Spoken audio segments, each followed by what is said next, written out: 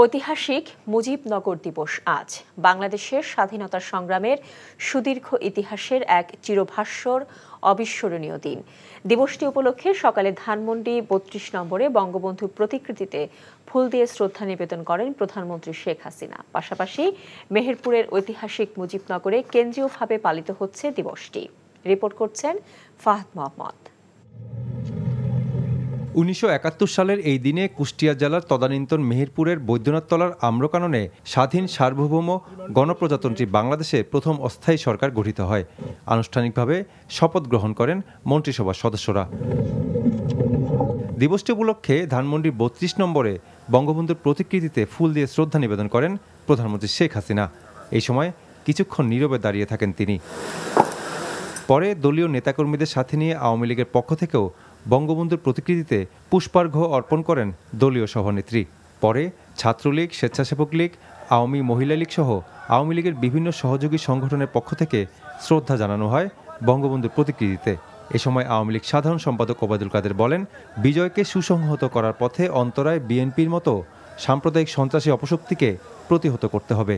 আজকের এই দিনে বিএনপি সহ স্বাধীনতা বিরোধী সন্ত্রাসী শক্তি সকল অপশক্তিকে, যারা আমাদের বিজয়কে সংহত করার পথে প্রতিবন্ধক, এদের আমরা পরাজিত করব, পরাভূত করব, প্রতিহত করব এবং আমাদের লড়াইকে আমরা এগিয়ে নিয়ে যাব বিজয়ের স্বর্ণ তোরণ অভিমুখে।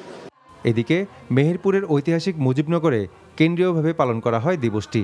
সূর্যোদয়ের পরেই মুজিবনগর স্মৃতিসৌধে জাতীয় পতাকা উত্তোলনের মধ্য দিয়ে সূচনা করা হয় মুজিবনগর দিবসের কর্মসূচি।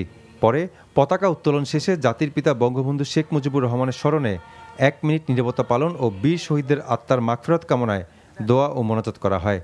এরপর মুজিবনগরের শেখ হাসিনা মঞ্চে ঐতিহাসিক এই দিবসের পটভূমি ও তাৎপর্য তুলে ধরে বক্তব্য রাখেন সরকারের মন্ত্রী, আওয়ামী লীগের কেন্দ্রীয় ও স্থানীয় নেতারা। বর্তমান যুগে তো প্রতারণা করা আরো সহজ, সেই জন্য যদি কারো সুনির্দিষ্ট কোনো তথ্য জানা থাকে যে মুক্তিত হয়েছে, অভিযোগ দেওয়া হলে যথাযথ তদন্তের মাধ্যমে সেটা অবশ্যই বাতিল হবে। দিবসটি উপলক্ষে মুজিবনগরে মুক্তিযুদ্ধের শহীদদের প্রতি গার্ড অফ অনার প্রদান ও বিভিন্ন বাহিনীর কুচকাওয়াজ প্রদর্শন করা হয়। Fahad Mohammad, NTV news, Dhaka. কাল দুপুরে বসে যে ফাইলটা দিছিল ওটা রেডি হইছে?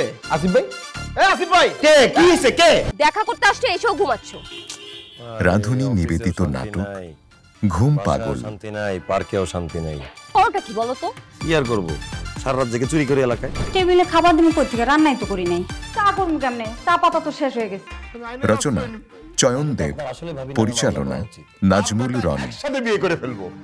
আপনি এই বয়সে বিয়ে করতে পারবেন না বলছি, মানে পারবেন না। আসিফ, তুমি আমার সাথে দেখবেন সপ্তম দিন বাংলাদেশ সময় রাত ৯টা ১৫ এবং নিউ ইয়র্ক স্থানীয় সময় সকাল ১১টা ১৫ এনটিভিতে। ইলেকট্রিসিটি চলে যাওয়ার কোনো টাইম পায় না।